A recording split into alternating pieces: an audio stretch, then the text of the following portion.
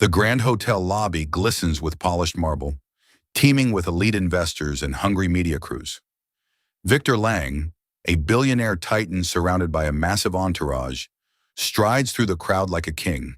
He stops, eyeing a man in a faded, worn-out suit sitting quietly in the corner. "Wrong event, maybe," Victor mocks, prompting a wave of cruel snickers from the socialites. The man remains silent, checking his watch with surgical calm. 15 minutes later, the massive conference room is packed for a billion-dollar merger. Suddenly, the screens glitch, the data vanishes, and the room falls into a suffocating, terrifying silence. The man's name is Aaron Mitchell, a 43-year-old single father whose life is defined by quiet discipline and the rhythmic, comforting hum of complex servers. His daughter Lucy is only 9. She's currently playing with her dolls in the hotel's children's play area downstairs, waiting for her superhero dad to finish a boring meeting and take her for ice cream. Aaron is not just a technician. He is a specialist, a master of data system integration who intentionally avoids the spotlight because he knows that real power doesn't need to shout to be heard. He isn't famous. His name doesn't appear on Forbes lists. His face is never seen on tech magazine covers.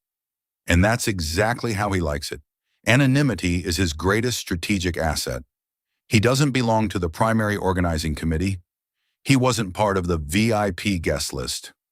He arrived through the side entrance while the press was busy filming the gold-plated cars out front. He was invited today as a minor technical advisor, a just-in-case backup, hired by a nervous junior project manager who had a gut feeling that the flashy new system was brittle and unstable.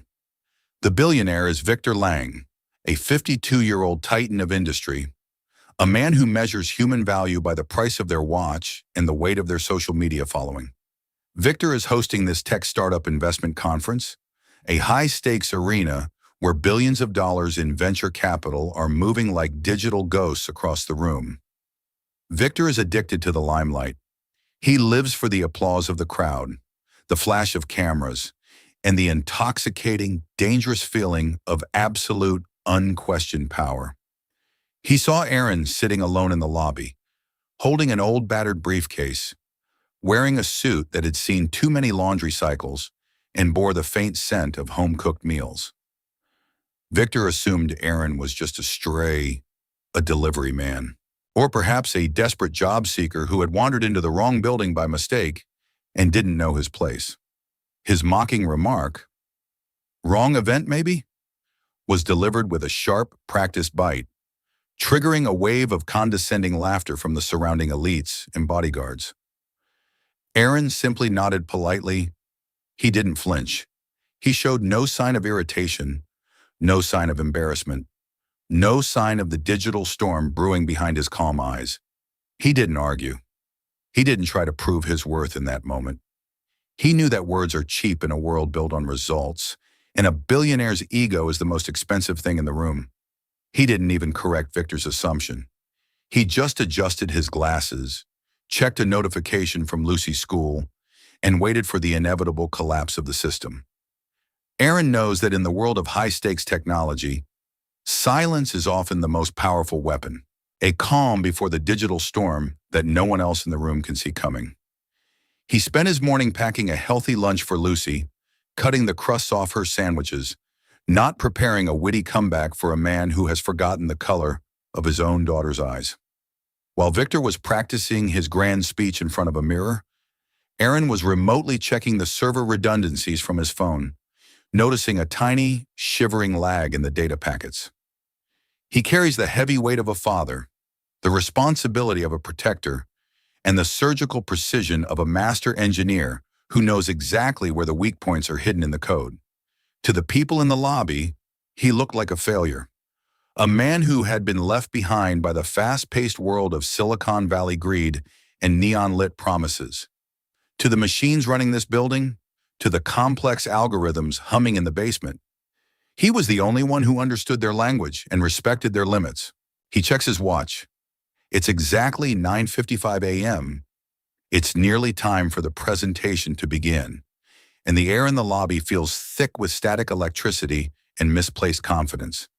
He moves toward the back of the auditorium, staying invisible among the shadows, avoiding the front row seats reserved for the important people who produce nothing but hype and noise. The lights dim, the music swells, the room vibrates with the energy of 1,000 high-speed connections and 1,000 fragile egos waiting for a miracle. Victor Lang takes the stage, radiant in a $5,000 suit, unaware that his entire billion-dollar world is about to hang by a single, fraying thread of outdated code. The man in the worn suit sits at the very back, his briefcase on his lap, watching the ego unfold, waiting for the inevitable crack in the digital armor that he already predicted. The audience leans in, their faces lit by the blue glow of their own devices, unaware that they are about to witness the spectacular collapse of a titan. Aaron opens his notebook, not to take notes, but to log the exact millisecond the system will reach its breaking point under the weight of Victor's vanity. He watches the cooling fans on the peripheral servers start to spin faster, the temperature in the rack room rising by a fraction of a degree every second. He remains the quietest soul in the room, the only one who isn't applauding, because he knows the difference between a real engine and a painted shell. The conference begins with a deafening roar of applause as Victor steps out into the spotlight, the personification of modern success and relentless, cold ambition. Victor takes the stage, projecting a vision of a fully automated future, a world where AI solves every human problem and profit is the only metric that truly matters. He starts his presentation, showing incredible growth data for his latest merger, numbers that make the investors gasp and the cameras flash in a rhythmic, desperate strobe. The slides are beautiful, colorful 3D graphs, flowing animations that look like liquid gold, predicting billions in revenue over the next fiscal year. Suddenly, the massive 40-foot LED screen flickers. A sharp, agonizing static sound echoes through the expensive sound system, and then it turns a deep, flat, terrifying black. The growth data vanishes, the animations stop, replaced by a single blinking white cursor in the top left corner. A digital heartbeat in a dead, empty room. The system synchronization failed. The live data feed from the global headquarters has been cut off by an unknown, catastrophic error that bypassed the primary firewalls. The primary presentation file is now inaccessible, locked behind a cryptic server error that no one in the room recognizes or knows how to fix without a manual. Victor's internal IT team, a group of young geniuses in expensive hoodies and trendy sneakers, rushes to the back, their hands shaking as they type frantically. They can't find the source of the crash. The system is completely unresponsive. The secondary backup servers are showing connection refused in a mocking red font. The prestigious guests begin to whisper, the air turning from excitement to doubt, then to a palpable, cold sense of panic that spreads through the expensive rows. Victor loses his cool, his face turning a sharp, angry shade of red. The mask of the calm, visionary leader begins to crumble and peel away in real time. "Fix it!" he shouts into his headset, his voice cracking under the pressure. But the IT lead looks pale with fear, sweating under the intense, unforgiving heat of the stage lights. Every passing second is a hammer blow to the company's valuation. On the stock market, the numbers are already beginning to dip as news of the failure leaks out. A young assistant, the one who hired the backup advisor out of sheer paranoia, whispers to Victor, mentioning that Aaron Mitchell has specific system experience. Victor hesitates. The image of the man he mocked in the lobby flashes through his mind like a recurring nightmare. The wrong event joke now feels like a physical weight. But the clock is ticking, and every passing minute is costing the company millions of dollars in investor confidence and future global partnerships. Every second of silence is a disaster unfolding on live television, broadcast to every rival and every critic around the globe, watching for a sign of weakness. Aaron is finally called to the front. He walks slowly and deliberately through the crowd of billionaires, his worn suit a stark contrast to the luxury surrounding him. There is no more laughter in the room, No more snickering. Only a desperate collective hope that this nobody can do the impossible. He doesn't look at Victor. He doesn't seek an apology. He doesn't even make eye contact. He only looks at the terminal, seeing the logic beneath the error. He opens his briefcase, revealing a specialized hardware interface, a custom-built rig that looks more like a high-end tool than a consumer toy. The IT team stares. They've never seen a rig built like this before.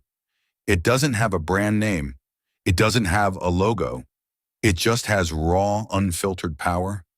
Aaron plugs into the core hub, his fingers moving with rhythmic, hypnotic precision, typing commands that the others can't even begin to follow. Victor stands 3 feet away, his heart racing against his ribs, sweating under the stage lights, realizing he is no longer the master of his own house. The room is so quiet. You can hear the hum of the cooling fans, the heavy, anxious breathing of the investors, and the rhythmic clicking of Aaron's keyboard. The billionaire stands paralyzed, a prisoner of his own over-engineered technology, waiting for the man he insulted to decide his fate and his fortune. Aaron enters a final string of code, his eyes fixed on the black screen, a small, faint smile appearing on his lips as he sees the gateway open. The cursor stops blinking. The hardware interface light turns from a warning red to a steady, glowing green. The digital blood begins to flow again. "I found the ghost in the machine," Aaron says, his voice barely a whisper, yet it carries across the entire silent hall like a lightning strike. He hits the enter key, a sound that echoes like a gavel in a courtroom, ending the reign of the silence and restoring the world of light. The audience holds its breath, some leaning forward in their seats, as the processor begins to churn and the data packets realign in the void. Victor's eyes are wide, reflecting the green light of the interface, as he realizes that his entire reputation now belongs to a man he didn't even think was worth a glance. Aaron remains standing there, hands still on the cable, a picture of absolute, unshakable competence. He checks the data integrity, verifying the checksums while the billionaire stares at the back of his head. The room feels colder, as if the technology itself is bowing to its master. Aaron doesn't celebrate. He doesn't smirk back. He simply waits for the system to fully stabilize before he steps away from the console. He is the anchor in the storm, the only thing keeping the billion-dollar ship from sinking into the digital abyss. If you believe that a single technical moment can change how the world sees you, subscribe to see what happens when the screen finally flickers back to life. Aaron doesn't make a grand announcement. He doesn't stand up and say, "I'll save you." He doesn't need the external validation of a crowd. He asks the IT lead 3 very specific questions about the storage architecture, questions so technical they make the lead's head spin in confusion. He quickly identifies the flaw. The main file isn't gone. It's just stuck on a cloud sync server that timed out during a forced security update no one authorized.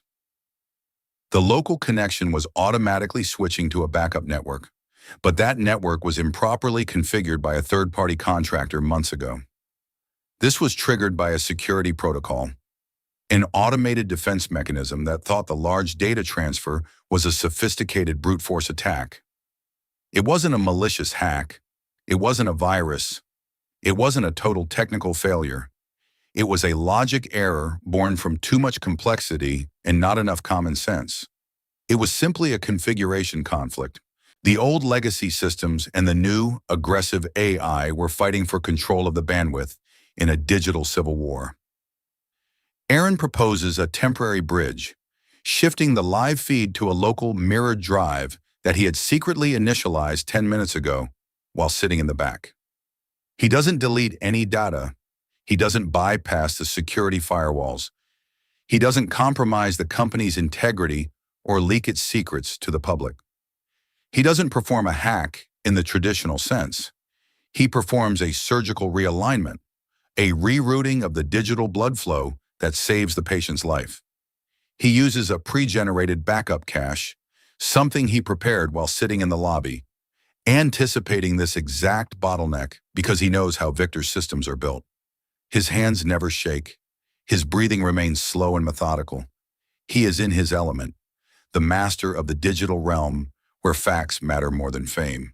With one final, decisive keystroke, the 40-foot screen explodes back into vibrant, high-definition color, blinding the front row for a second.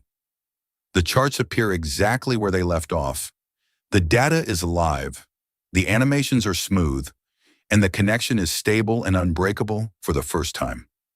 The entire room exhales at once, a massive collective sigh of relief that sounds like a gust of wind, the tension breaking like a wave against the shore.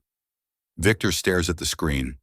Then he stares at Aaron's calm, unbothered expression, realization sinking in like lead in his stomach. There are no more snickers, no more wrong event jokes. The elites are looking at the man in the worn suit with genuine, unadulterated awe. The billionaire realized his entire empire, his $900 million deal, was saved by the man he treated like trash just an hour ago in the lobby. Aaron quietly unplugged his device, coiled his cables with the neatness of a soldier, and handed the remote clicker back to a stunned, speechless Victor. "The bridge will hold for exactly 3 hours," Aaron says quietly. "Finish your speech, and then please, for the sake of your investors, fix your server architecture." He walks back toward the back of the room, fading into the darkness, refusing the offer of a front-row seat from a director who is suddenly very friendly and eager. The investors are no longer looking at Victor's graphs. They are looking at the man walking away, the ghost who fixed the machine without asking for a dime. The quiet professional has become the most important person in the building, the true center of gravity in a room full of orbiting egos. Victor struggles to find his words.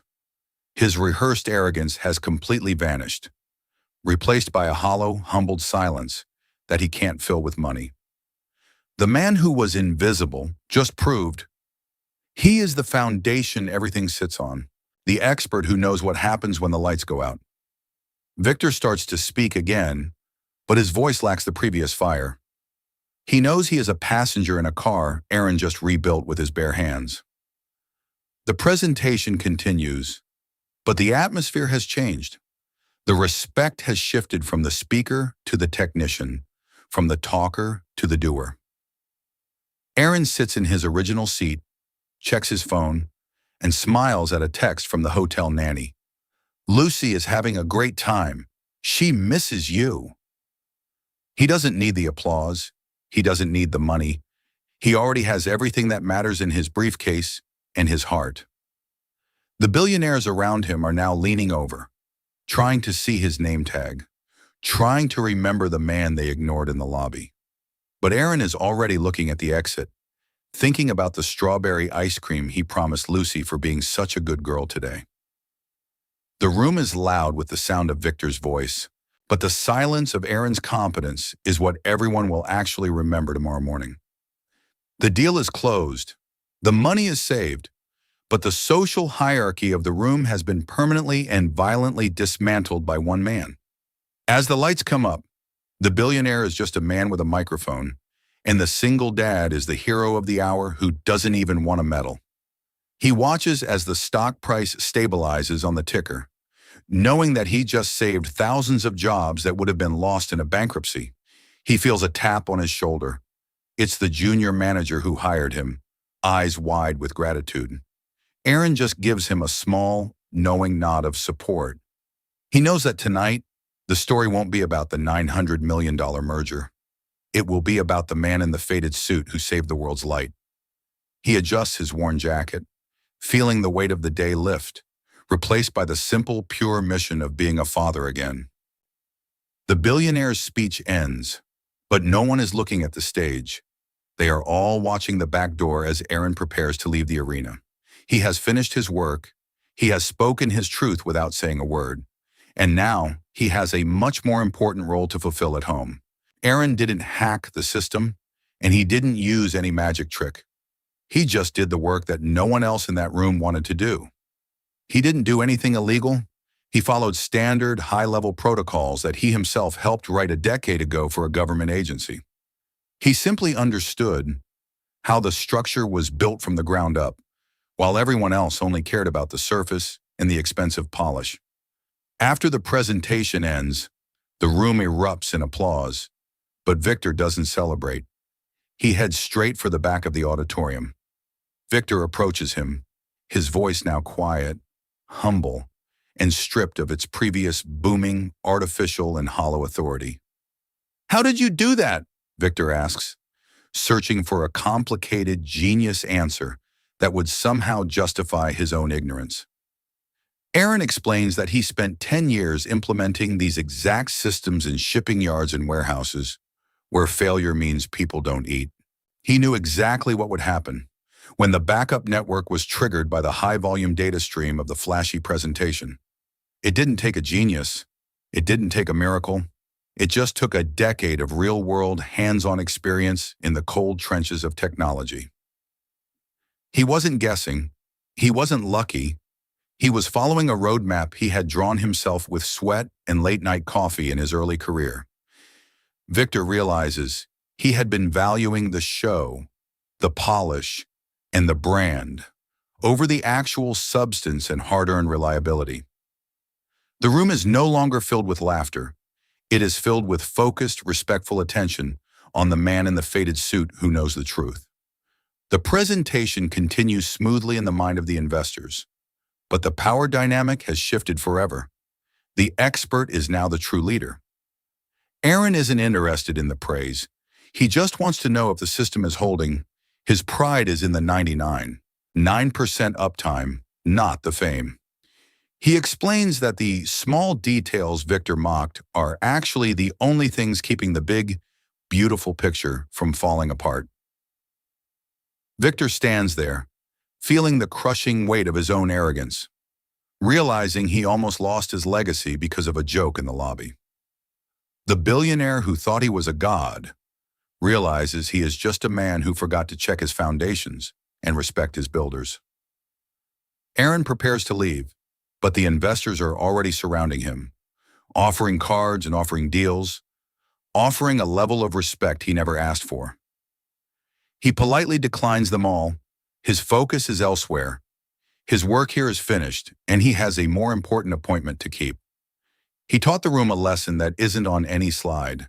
Experience is the only currency that doesn't devalue when the market crashes. He looks at Victor one last time, not with spite, but with a strange kind of pity for a man who has everything but understands nothing.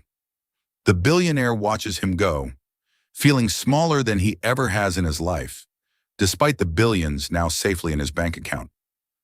He watches as Aaron checks his phone, a smile touching his lips, a smile Victor hasn't felt in years. It's the smile of a man who is truly free, who isn't owned by the system he fixes, who isn't defined by the room he saves. Victor tries to find a word to say, but the silence between them is filled with the weight of the lesson he just learned. Aaron turns his back, walking toward the exit with the same quiet dignity he had when he was being mocked.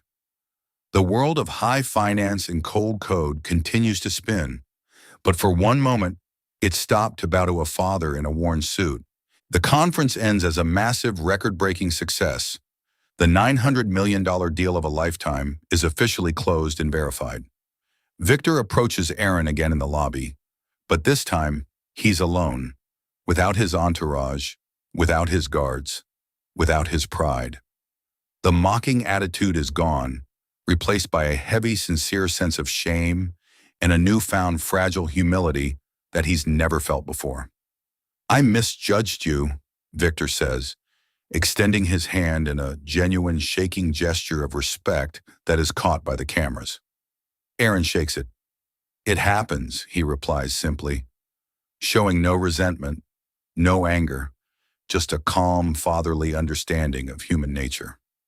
Victor offers him a long-term consulting role with a salary that would change his life, enough to buy 10 luxury hotels and a private jet. Aaron accepts, but only on one condition. His schedule must remain completely and utterly flexible. No exceptions for any emergency. I have to pick up Lucy at 3 p.m. every day, Aaron states firmly, looking the billionaire directly in the eye, challenging him to disagree. Victor nods immediately. Whatever you need, just keep our systems running, and please teach us how to actually listen. Those who laughed earlier are now silent, watching from a distance as the billionaire personally walks the technician to the front door. They realize that power doesn't come from a tailored suit or a gold watch. It comes from the competence to fix what the world breaks. Aaron walks to the play area, and Lucy runs into his arms with a massive hug, her joy worth more than the entire $900 million merger. He isn't a billionaire in the eyes of the bank, but today he is the most respected man in the city, the one who saved the giants from themselves. Silence can be a weapon, but when used by a professional and a devoted father, it is a shield that protects the truth from the noise. As they walk out into the golden sunlight, Aaron isn't looking back at the hotel. He's looking at Lucy's bright, happy smile. The billionaires are still inside, talking about the man they will never forget, the one who sat in the lobby and waited for his time. He takes Lucy's hand. "Ready for that ice cream, kiddo? Double scoop, Daddy?" "Triple scoop," he says with a wink. Behind them, the hotel lobby is still buzzing, but the man who made it all possible is already gone, vanished into the life he actually loves. The story of the single dad in the lobby will become a corporate legend, a reminder that the person you ignore might be the only one who can save you. He opens the door to his old car, which feels like a castle compared to the cold marble of the hotel. Lucy tells him about her dolls, and he listens with more focus than he gave to the billion-dollar servers. In that car, there is no billionaire and no technician, just a father and his daughter, and the quiet, powerful truth of a life well lived. The silence of the room was one thing, but the quiet joy of this moment is the real victory. They drive away, leaving the cameras and the ego behind, as the world continues to gossip about the man who broke the silence. If you believe that true value is always seen when the moment is right, subscribe for more stories of the quiet professionals winning big, and leave a comment. Have you ever been judged by your appearance when you held the keys to the solution?